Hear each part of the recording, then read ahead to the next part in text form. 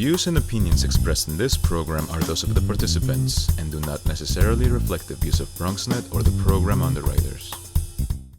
Welcome, everybody. Hey, I'm the Dr. Bob Lee. Welcome to BXRX. Coming up on today's show, we'll hear from the representative of a nonprofit organization to hear about how they are better serving students as schools reopen in our communities.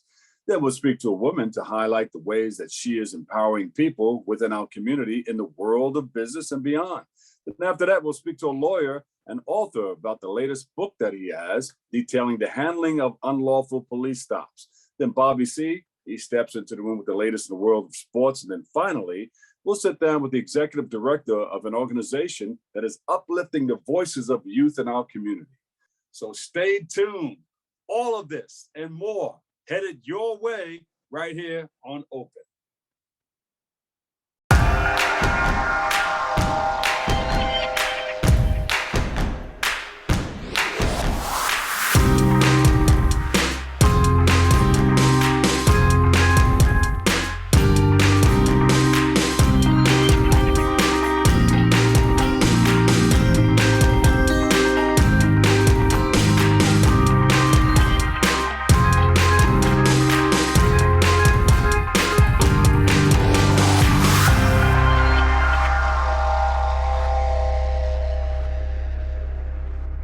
Hey everyone, I'm your host, Dr. Bob Lee. You're watching Open. It's that live interactive program that brings the Bronx and New York City straight to your TV set. You can stay connected to us through social media at BronxNet TV. Leading things off, our first guest is the director of the New Settlement Parents Action Committee. He's here today to speak about his organization's collaboration with the LSNY's Education Department and to highlight their renewed focus on providing better mental health services for students in our community. So please welcome to the show, Chauncy Young. Welcome. Thank you, Bob. Tell us all about it. We hear all these great things that you guys are doing. You're really digging into the community and you're making it all happen. Tell us more.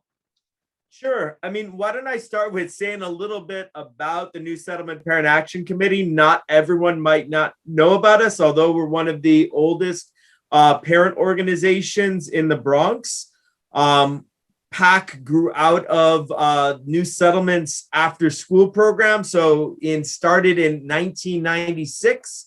So we're getting 25 years this year. And really was about parents coming to the after school program and being concerned about, the equity that was happening in terms of quality of education that students were receiving in their school in District 9, PS 64. And from that, really grew out to be a parent-led organization that's fought around issues of equity and collaborated with the Department of Education to improve the quality of education in the Bronx and throughout New York City. I like it. Chauncy, let me be the first to say, or can I sing it to you? Happy birthday to you. The organization is celebrating 25 years. Of course, that's a milestone. We appreciate all the work that you guys are doing in our community. Tell us about the services offered by the New Settlement. Sure. I mean, New Settlement is itself, a community organization that's been based in the Mount Eden section of the Bronx for, about 30 years. So New Settlement itself, has after school programs. We have housing in the area. We have a community center. We do adult education programs. We have programs for young adults. So it's a really comprehensive, nonprofit serving the Mount Eden and Bronx community. We have one of the only swimming pools. So we built a school, the New Settlement campus, in conjunction with the School Construction Authority. And we built a community center there that we run in conjunction with that school. And in there's dance programs, martial arts programs, and a learn to swim program, as well as a lifeguard program. So those are all pieces of New Settlement as an organization. And the Parent Action Committee, really focuses on doing workshops, parent-led workshops for parents, teaching parents, one, how to navigate the Department of Education, your rights as a parent, your rights around special education, language access, healing-centered schools, social emotional supports, all those different components, so that parents are really have the skills and the ability to really navigate the system and support their families and get the most out of their children's education. Yeah. And at the school, you have a task force? Well, we have lots of different activities. Not a tennis course in the tennis court in the school, but we do have in the school there's a basketball, full gymnasium. No, I'm sorry. I said task force. Oh, task force. So yes, I'm sorry. So the task force on healing centered schools has been around. We set this up this past year. The New Settlement Parent Action Committee has coordinated the Healing Centered Schools Working Group along with Legal Services New York and the Bronx, sort of as a coalition looking of parents, educators, community members, looking at trying to address sometimes the harmful school practices that happen and really trying to support students, with social emotional needs, mental health supports. And this workshop this coalition has been in existence for 3 years. We set up the task force with the public advocate, Jamani Williams, this past June, really to talk about what pieces of a healing-centered schools approach we would like to adopt in schools when they open in just a couple of days, and when this program is shown after schools have reopened. There you go. What are some of the things that you're doing to work in collaboration with the schools in order to help them to keep safe or to enter the building safely? Sure. One of the key components is really mental health training for all school staff. So we partnered with the Department of Education and connected them with a mental health training program based out of Chicago, where all school staff for the last several years have been trained on trauma responsive educational practices.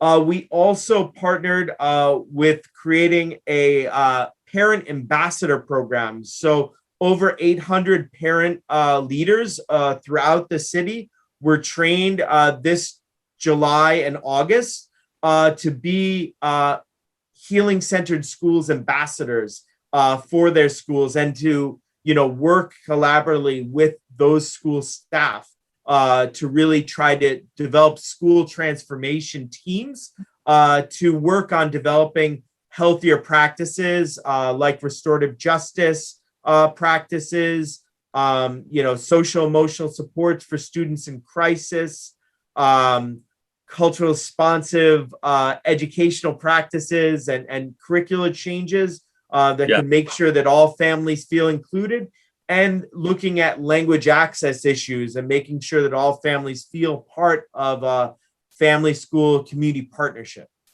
Chauncy, speak about the Parent Action Committee's collaboration with the LSNY Education Department.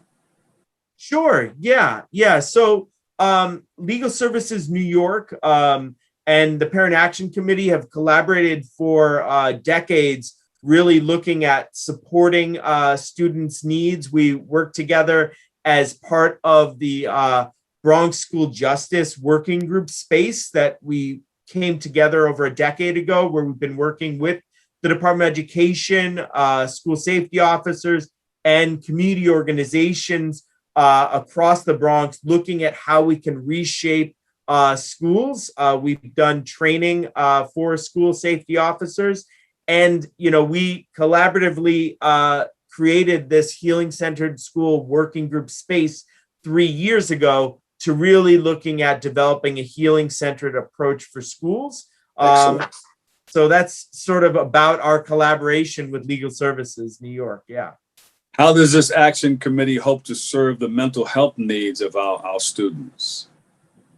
Well, as you know, Bob, even prior to COVID, a growing number of students, throughout New York City, throughout the country, have been dealing with mental health issues, whether it's depression, anxiety, and these issues really were exacerbated with the COVID-19 situation when students were isolated. This whole Zoom environment that we're in right now became the norm. And so part of the piece is when you have over half the students having mental health issues is that staff really need to know how to manage situations. Sometimes students that are disciplined might be acting out because they're not feeling well, and really looking at how we can support those students and those families instead of disciplining those students. And honestly, giving training and supports to families themselves, because families don't always have the skills to support their student when their child might be having a mental health crisis. So really providing support both to families and to the school community. And so folks are collaborating together instead of punishing children that might be acting out because of a crisis that they're going through either at the home or at school. Yeah, I like the idea that the parent involved too, so everybody can be on the same page, the parent, teacher, and the community, even if they have a faith-based organization that they're working with, it takes a village to raise a family. Parent, teacher, student, clergy, the whole five. The whole nine. Yes. So are you ready for back to school? Well, I think as many people are, so many parents are concerned about the situation going back to school with this rise in COVID cases and the issue with limits to vaccination. But we are trying to do everything we can to support that anxiety, to work for alternatives for parents and students that don't feel safe returning to school right now, but also preparing the schools and families to, enter a new environment. You have students that might not have been in school for over a year and a half, students that are entering a new school building where they're now a sophomore in high school, but they've never really been a freshman in that building. So there's a lot of different issues that are coming up in this time. And I think everyone is sort of trying to be there to be supportive in this moment. Well, Chauncy, we thank you for all the work that you're doing, helping in the edification of young minds. Where can we go for more information? Where can we find you and find out what your organization is doing? Yeah, I'd recommend folks go to our New Settlement webpage. You can see the Parent Action Committee's work, but you can also see all of the different programs, including our girls program and, our young leaders programs that are there. So it's newsettlement.org. You can also find the Parent Action Committee and New Settlement on Twitter, Instagram, and Facebook with activities that are coming up. So find us on our webpage or anywhere on the web. Well, Chauncy, thank you. And tell Adrian we said hello. Wave a hand. All right. Thank you. Thank you for your service and all the work that you guys are doing in our community and within our schools. We appreciate you. We appreciate you. Thank you so much, Bob. All right, we'll take a break. We've got more open coming up next.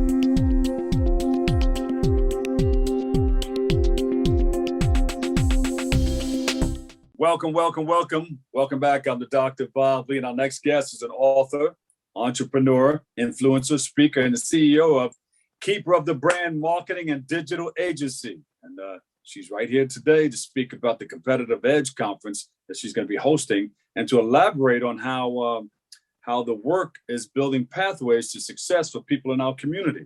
So please welcome to the show, Donyshia Boston-Hill. Welcome, welcome, welcome. Thank you so much, Bob. I am so excited to be here, especially with this topic of moving business forward. Yeah, it's nice to see you. Talk about the topic. First, tell us a little bit about what you've been doing, because we haven't seen you in a while.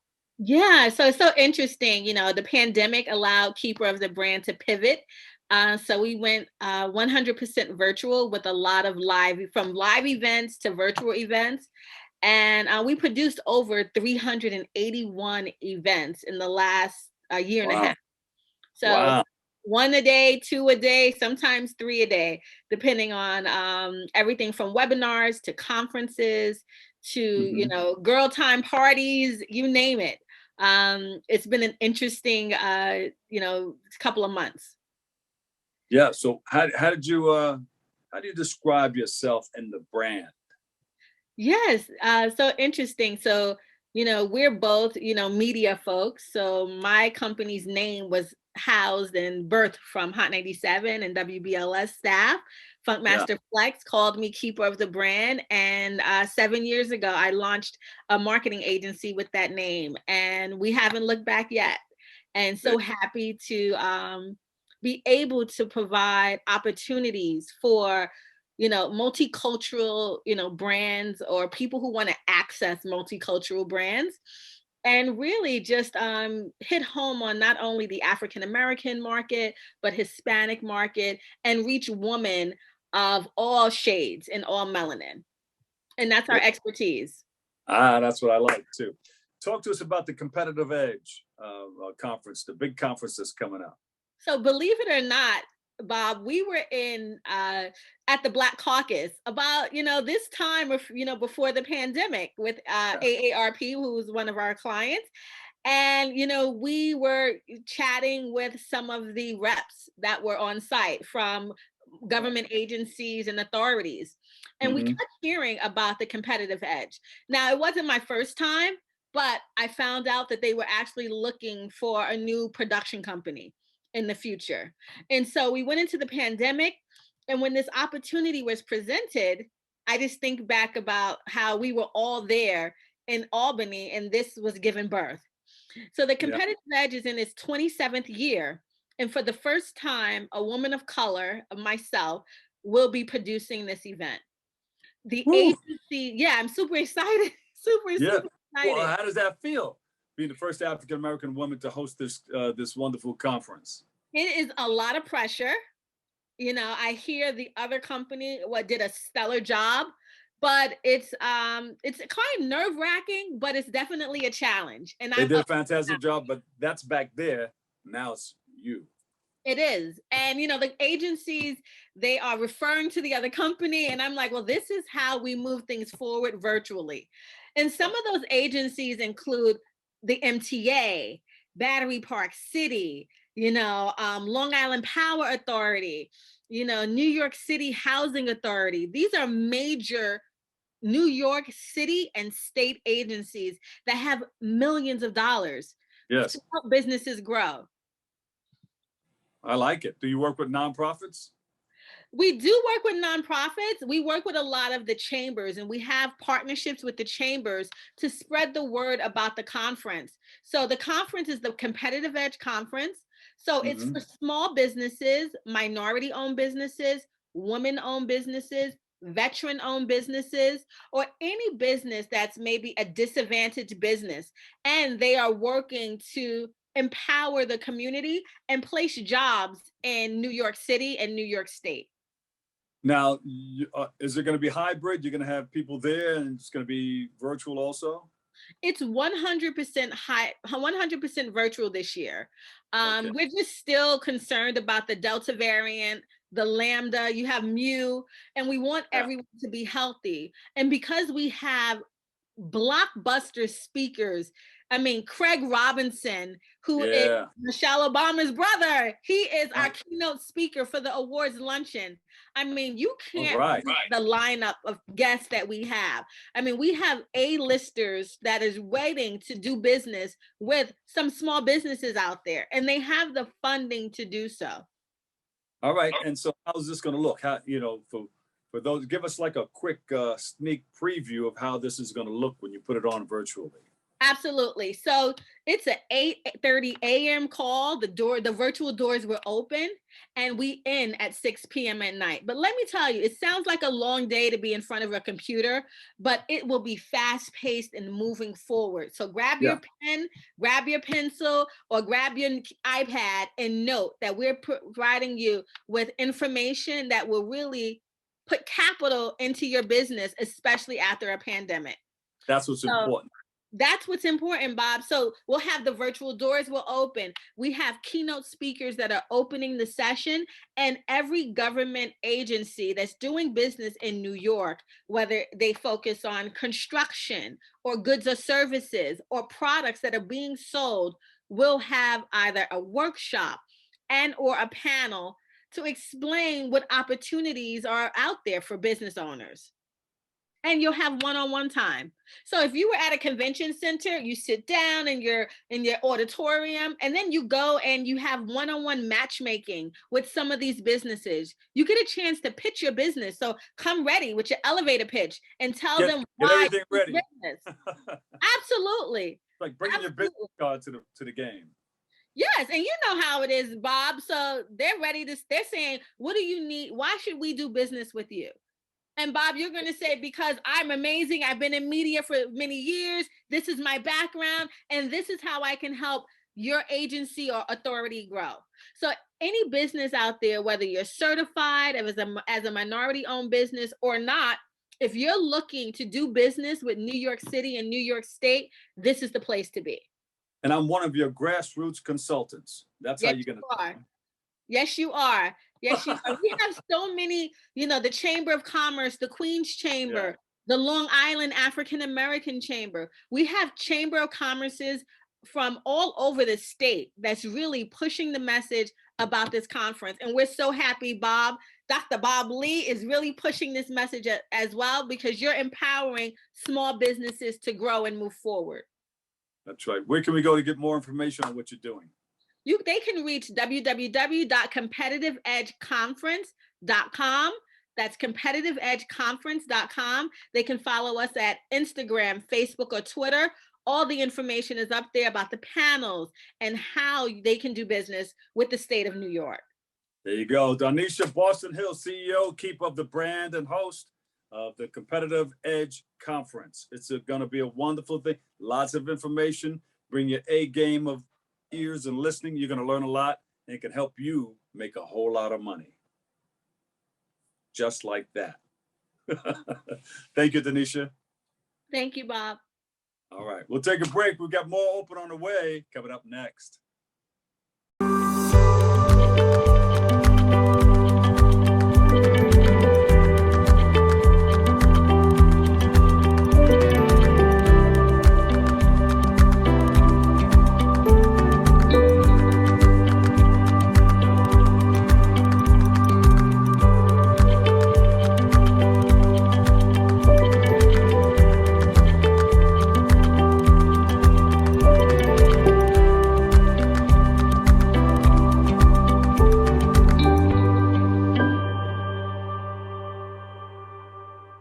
Welcome back, everybody. I'm the Dr. Bob Lee from 107.5 WPLS, working right now on a show called Open for BronxNet.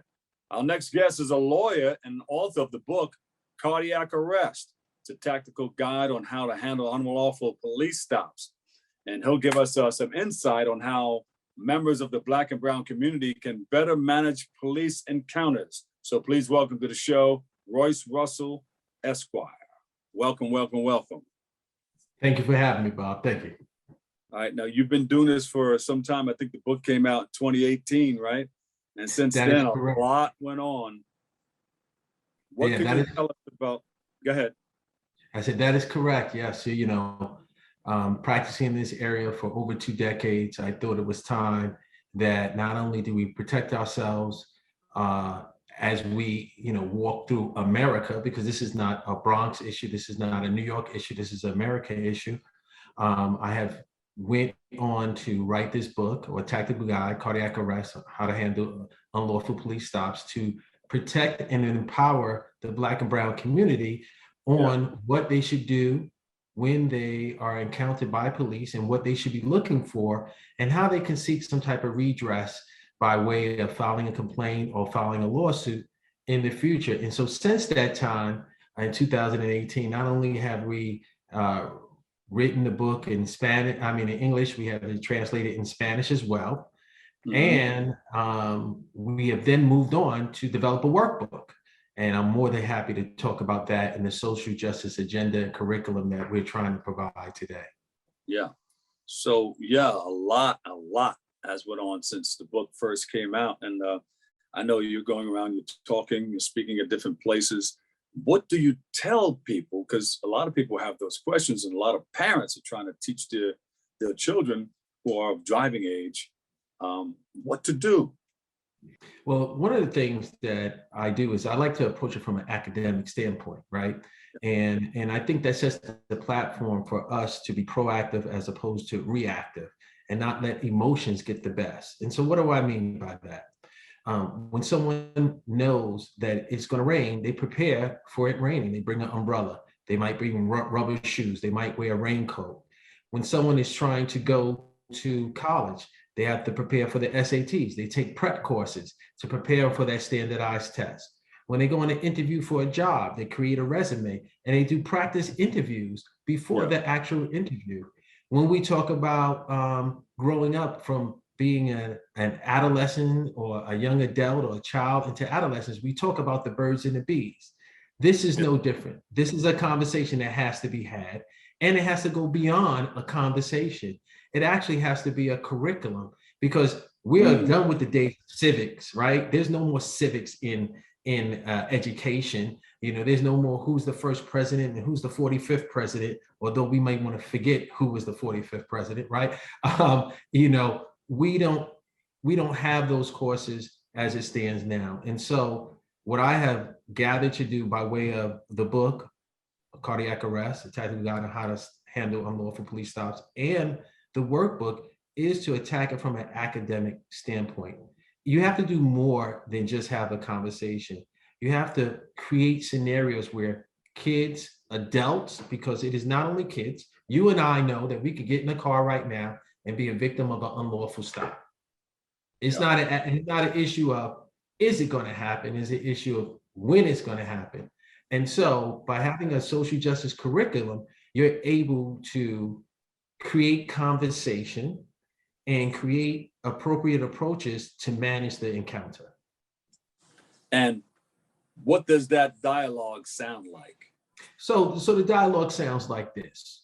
For instance, there's a chapter within the workbook, and I'm just gonna show this just for the camera's sake, right? That's the cardiac arrest workbook, right? And so, just bear with me for a moment. If we look at chapter 3, for instance, what we do is we create a scenario. We first teach you, what is the First Amendment right? First Amendment right is the right to free speech, right? What is the Fifth Amendment right? A right to have counsel. What is the Fourth Amendment right? The Fourth Amendment right to protect you from unreasonable search and seizures. So you have that definition. Well, what does that definition mean in real life? Well, then we go, as we see in many books, even as far back as the Old Testament to the New Testament, that you create a parable, you create a story that surround those concepts. And then you ask questions as to which one was invoked. So for instance, when we talk about the amendments in the Constitution, we create a scenario where a fictional person named Ed is stopped by the police. And the police immediately then searches their bag, immediately tells them to be quiet. And then from that scenario, we ask questions, well, what rights did the police violate by immediately searching Ed's bag without having any probable cause or reasonable suspicion? And we hope that the answer is, well, they violated the Fourth Amendment right. Well, now you know that from an academic standpoint. Now you can take that to practical life. When you are stopped and someone is, well, police officers will give me your bag, or they go into your pocket. Now you know that that's a violation of your Fourth Amendment right. So, but when they ask you for that, are you supposed to give that to them? Or if they ask you to step out of the car, are you supposed to get out of the car? Well, I mean, every fact scenario is different. If they're citing you for running a red light or your tail light being broken, well, that is a violation, a traffic violation. So within the workbook, within the social justice curriculum, we kind of cite to those incidents that says, well, this is a citation, this is a ticket. There should be no getting out of the car. What is the reason for getting out of the car? That is probably illegal. That is probably violating your constitutional rights. But you need to know that, and you need to recognize that.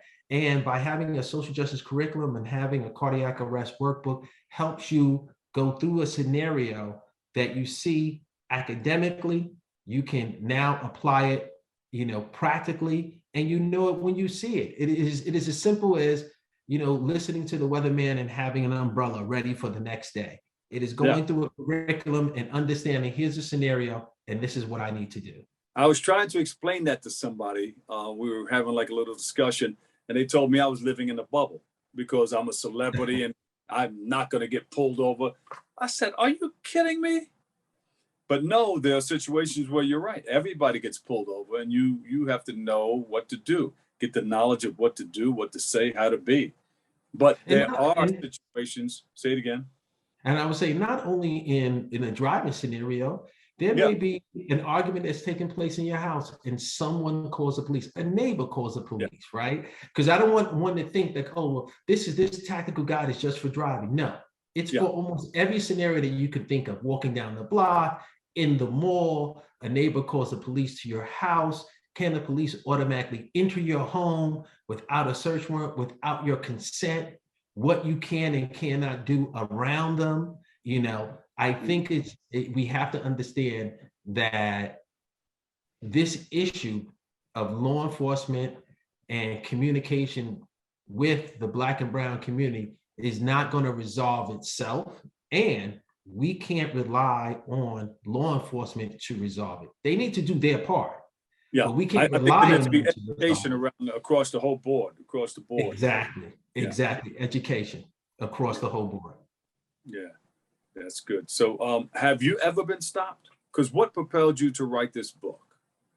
Well, Bob, I'm a native from the Bronx, right? And so you probably can't find too many people of color that grew up in the Bronx that haven't been stopped by the police at some point, right? And whether that is as a young teenager or an adult. I can cite at least two different scenarios. One where I was in a cab. Back then, you can imagine how long ago that was, cabs, right? So let's change it to an Uber, right? and the Uber was stopped. Yeah. Well, the Uber was stopped. So that means there's conversation. The conversation should take place between the police that stopped the Uber. There should be no conversation that involves me. Right. And so it is the social justice curriculum that turns the light bulb in your head that says, wait a minute, that might be chapter 5, that might be chapter 8. We stopped for a traffic stop. Well, I'm not driving. So whatever conversation, I'm not involved. Yeah. Right, exactly. Whatever conversation that happens is happening between the police and the driver. And so here's a teachable moment. One, you should be aware of that. So therefore, you're not a part of it. Two, don't interject yourself as being a part of it. Don't say, oh, well, you only stopping this car because I'm Black or I'm in it. No. Yeah. Stopping the car for whatever reason is stopping the car, it has nothing to do with you. As a matter of fact, you should be asking for the courtesy of police officer. Hey, police officer John Doe, can you call me another Uber? Can you flag down another cab? Because this has nothing to do with me. And we know that there are people that get that courtesy, whether they fall on a higher end of the social economic bracket or whether they don't look like us, they get that courtesy. And so therefore, you should be looking at that. You should be looking for that courtesy. You should actually be playing chess instead of checkers. and don't fall into the prey of engaging when the stop is not about you. Yeah. Hey, counsel, where can we go to get, because we can talk about this for hours. Where can we go to get more information on this whole thing? Check out the book, the workbook, and to find out more of what people should do upon being stopped, or whether they're in the house or being out in the community or on the subway or whatever. Where can they get more information? You can always follow me at cardiacarrestbook.net. You can always follow me on Facebook, R2. You can always purchase the book at Amazon. You can purchase the book at cardiacarrestbook.net. And I'm always around doing workshops. I hope that this becomes the norm and not the exception when we look at raising our children in the academic arena, for which not only do you have enrichment from the algebra and the English that you take, but you have cultural enrichment. So I'm here to serve, and you can always find me at roycerussellesq.com. Thank you for your work. Thank you for your service, Royce. Thank you. I appreciate you having me. Thank you. All right. Royce Russell, Esquire, author, Cardiac Arrest, a tactical guide to how to handle unlawful police stops. Thank you for what you're doing. Thank you for the book and the workbook also. Bobby C is up next. He has the latest in the world of sports coming up on Open.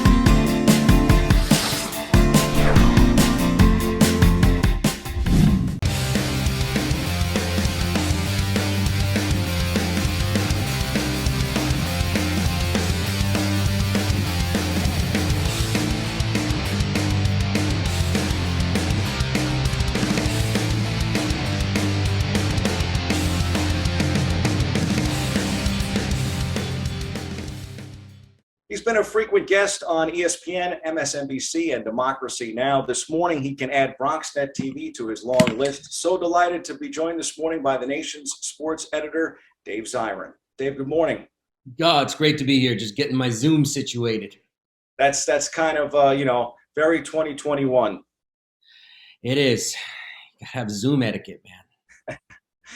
It would be great, of course, to have you as a regular here on BronxNet. I've always been a big fan. You are the author of 10 books on politics and sports, a critically acclaimed journalist, and your latest book, The Kaepernick Effect, Taking a Knee, Changing the World, is out this week. It takes a closer look at those that took that step to kneel during the anthem, during obviously very tumultuous times that we have going on. And, it ranges from teenagers to college kids to pros, why they did it, how it affected their lives. How does your book allow those influenced by Colin Kaepernick to explain to America why this country wasn't ready for the former NFL quarterback who took a knee against injustice? Well, I just opened up the book to them, pretty much. Like, I wanted the book very much to center them, not me. This isn't about my analysis of what happened to Colin Kaepernick or my analysis of why it's so important. Hopefully that's self-evident. This is about something that I felt, the whole motivation for the book is about something that I felt like was getting memory hold a little bit, getting forgotten. And that's the hundreds, if not thousands, of young athletes who took a knee after seeing Colin Kaepernick do it. And I felt like that was something that wasn't being discussed. And so I started wanting to do this book really at the start of the pandemic, because I just thought it would be like a nice, modest contribution to the last 5 years of sports history, because I didn't see anybody writing about it cumulatively. You'd see like a one-off article in the AP or the local paper about this school or that, but not something that tried to look at it in its totality. But then the whole point of the book, the whole mission of the book changed when George Floyd was murdered. And you had the largest protests in the history of the United States that summer of 2020. And so the book then became something a little different. It was about how the playing field became a staging ground for protests that led us to those demonstrations. I mean, many roads led to those demonstrations in 2020, but one of those roads runs through the playing fields of the United States. And that's what I felt wasn't being talked about. Yeah, I mean, I've said many times before on this show that our country is not as progressive as it makes itself out to be. I think this conversation about Kaepernick illustrates how far we are from where we would want to be as a nation. Was that your intention with this book? Well, yeah. I mean, so part of the intention of the book in that regard is to make clear to folks that what makes the Anthem space so important and also so volatile is that it's not just about people saying, oh, I'm against police brutality. It's about people saying that there is a gap between what this country says it stands for and the lived experiences of Black and brown people in the United States. And that gap needs to be confronted. And you address the history of taking a knee in your new book. What did you find in your research there? Was there anything that surprised you? Well, I mean, there were things that, in terms of like the history of it, that I found to be really interesting. I mean, there's a nice and powerful history, a lot of which is forgotten, of athletes not standing for the anthem. But the knee during the anthem as a symbol of protest, I mean, that was Kaepernick's, not his sole creation, because he came up with it in conversation with another player former player named Nate Boyer, who was also in the armed forces. And that story is very interesting because the reason why Colin started taking a knee after first sitting for the anthem was precisely because he thought it would be less controversial and show respect to the ritual of the Star-Spangled Banner while also expressing his dissent.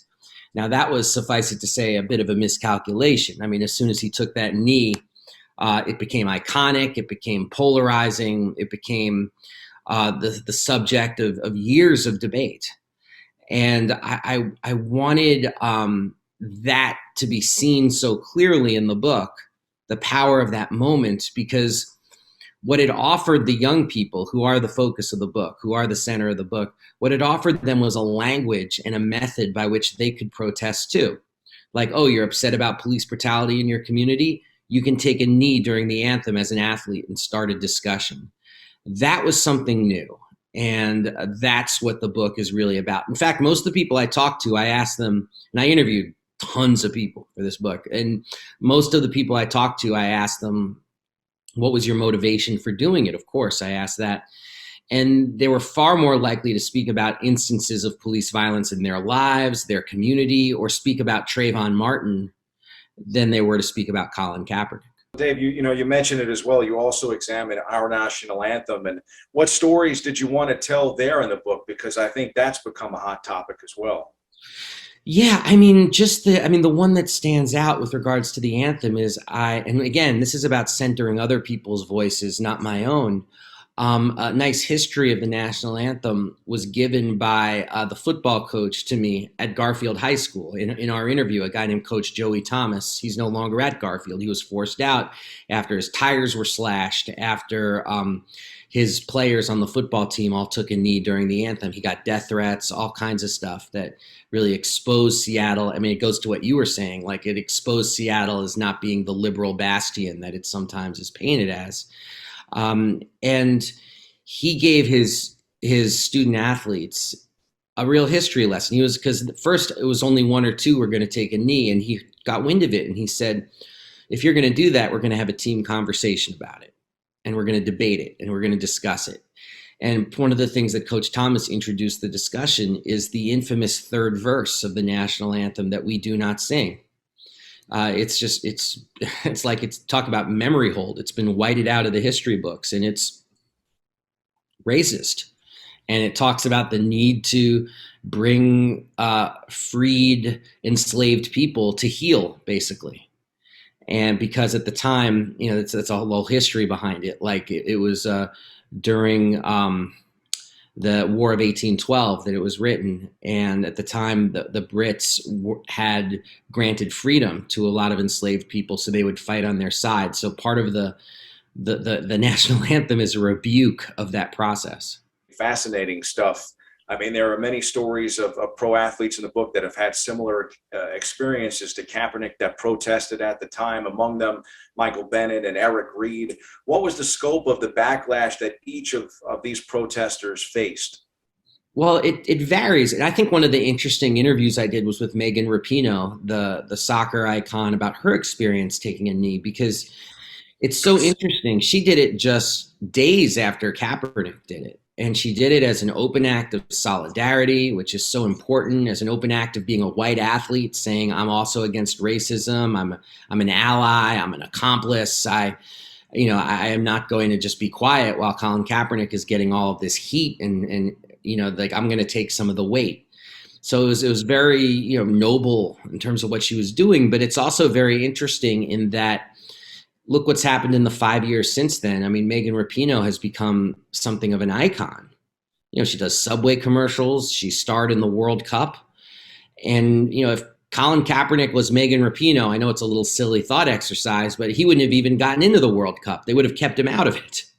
And I think that says something about racism in the United States, that even when you have two people doing the same protest against racial inequity and police brutality, the results of their lives turn out very differently. And you mentioned Eric Reed. I would also mention Kenny Stills, who I interviewed in the book, both athletes in their prime who are not in the NFL. We always talk about Colin Kaepernick and his pariah status, but these other two men are on the outside looking in as well. That was part one of our interview with critical.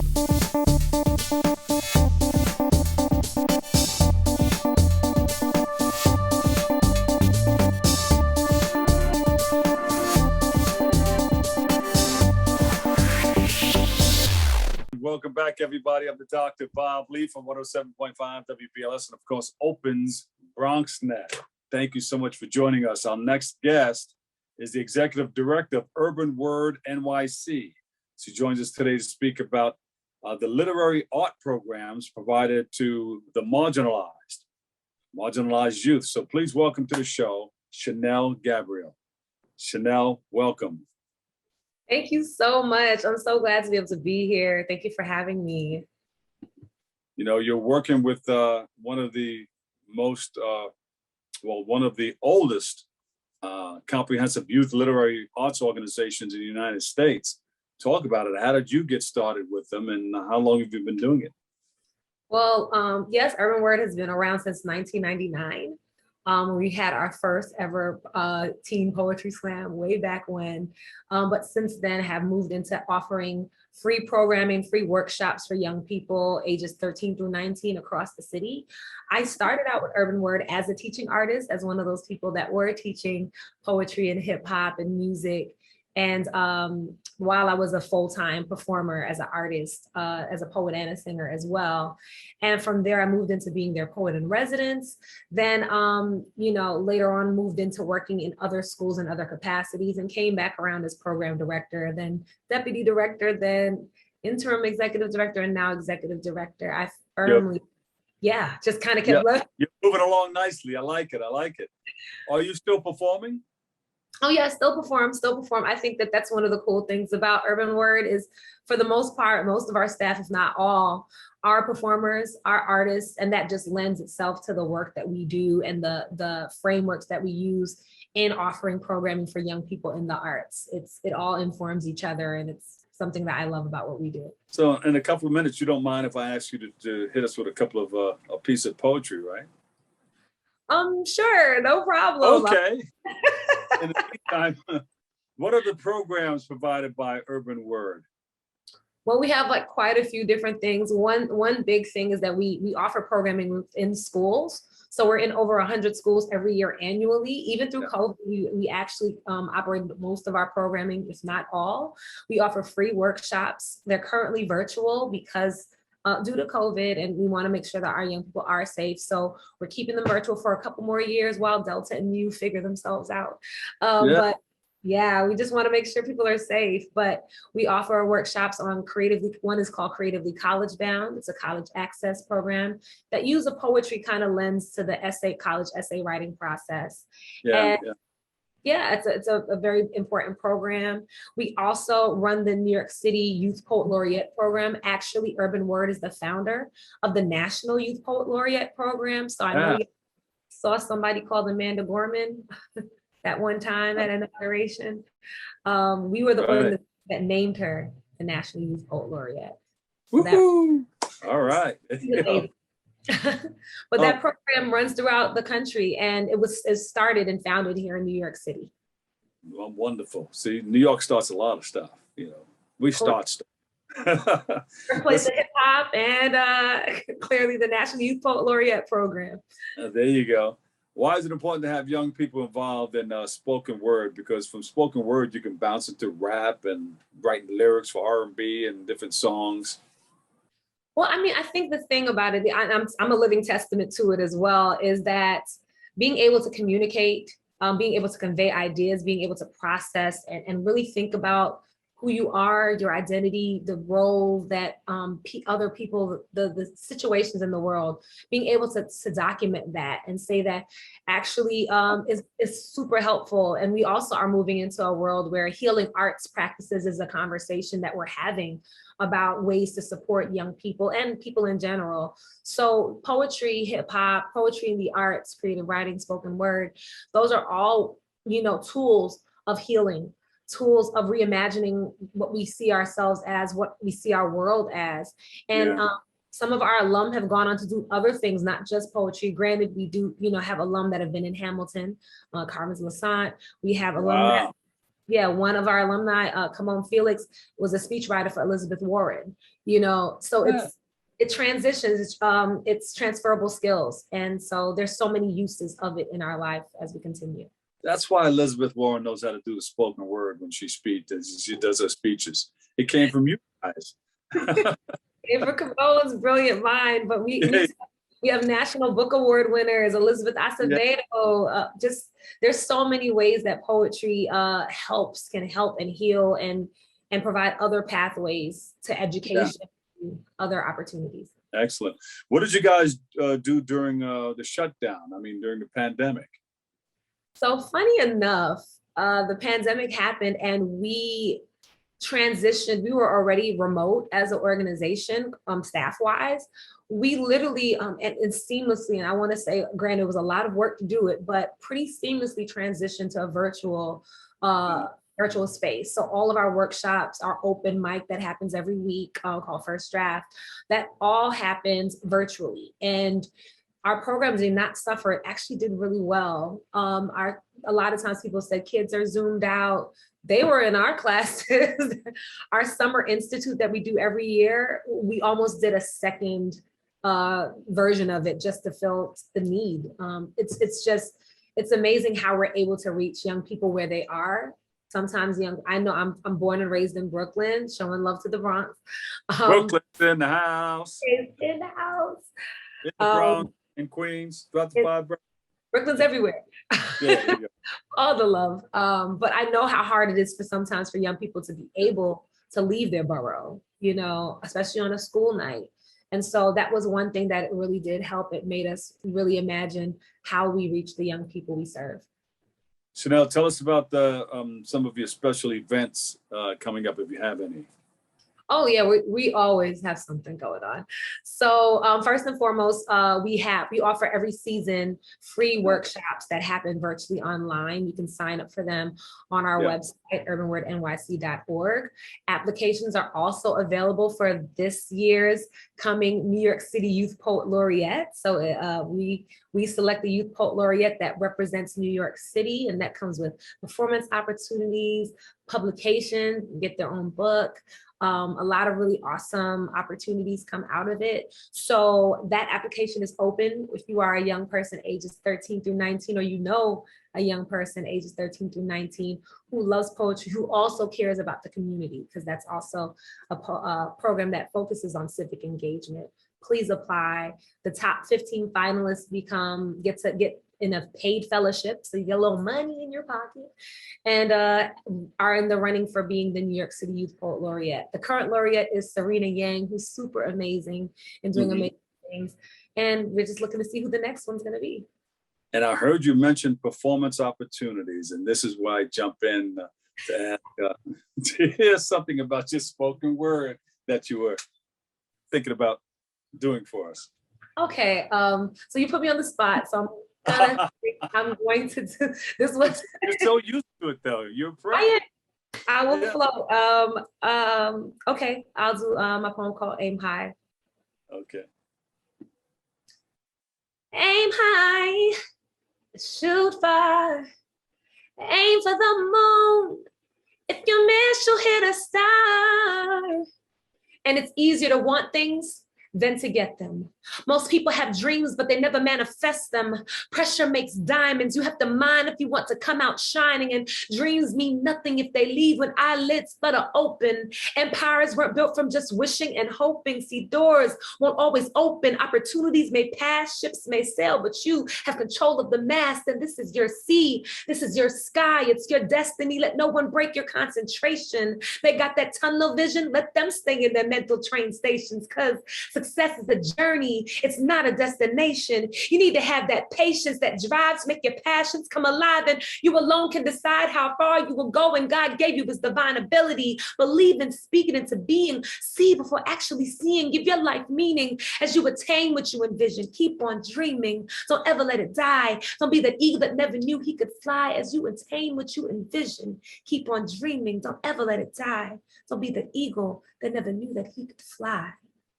Shanelle Gabriel, woo! Thank you so much. And I appreciate you. I appreciate you having Urban Word here. I come on behalf of Urban Word, and I just want to say thank you for allowing us to share the work that we're doing. It means so much. And definitely to the Bronx community. We have quite a few Bronx participants in our program. You all represent. All right, we love what you're doing and helping others get what they need out of life and moving throughout the nation, just spreading the word. Spreading the word. That's it. Yeah. Nice. UrbanWordNYC.org. That's where we should go, right? Yes, definitely there. And if you're on Instagram, please follow us at Urban Word NYC. Both good ways to be able to keep in touch. And, that's for any educators that want poems in their classrooms, or if you're a young person looking for something to create a space to feel like a community and creative with. Urban Word is your home. Thank you. Shanelle Gabriel, Executive Director of Urban Word NYC. We appreciate you and love you. And thank you. Thank you. Thank you. Love y'all too. Wow, what a talent and what an organization. Shanelle Gabriel, Executive Director, Urban Word NYC. Thank you, thank you, thank you. Thank you for your service. That's about it. That's all we have for today's show. And we can't thank you enough for letting us share in your space and time with you. For all of us here at BronxNet, have a great and enjoyable day. And always remember this: what you are is God's gift to you, and what you make of yourself is your gift to God. So choose your choice. Let your choice control the chooser. I'm the Dr. Bob Lee. I'll catch you over 107.5 WBLS. We love you all. Peace.